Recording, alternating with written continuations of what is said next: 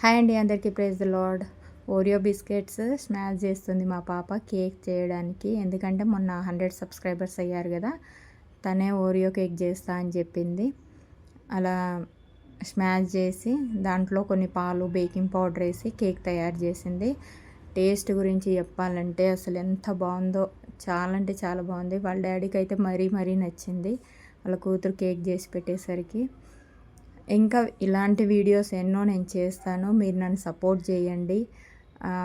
ఏంటంటే నేను నా బాధ, కొన్ని బైబుల్ రీడింగ్స్ అనేవి రావట్లేదు.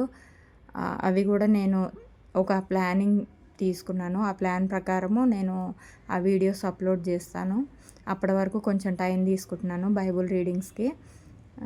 ఇంకా నేను మీకు లాస్ట్ వీడియోలో ఎప్పుడో చెప్పే కదా, మా బ్రదర్ ఒక ఫామ్ ఇచ్చారు. ఆ ఫామ్ ఫిలప్ చేస్తే బాగుంటుంది, మన ఆత్మీయ జీవితం ఎలా ఉంది అని తెలుసుకోవడానికి వారం.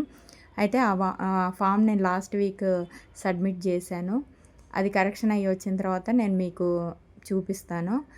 ఈ వీక్ కూడా ఒక ఫామ్ వచ్చింది. ఈ వీక్ కూడా నేను అది రాసిన తర్వాత మీకు పెడతాను. వెళ్ళే ముందు సాటర్డే రోజు చేస్తాను దాన్ని. వచ్చిన ఫామ్నేమో మండే రోజు నేను అప్లోడ్ చేస్తాను. ఏంటంటే మన ఆత్మీయ జీవితం పరీక్షించుకోవాలి రోజు అనేది.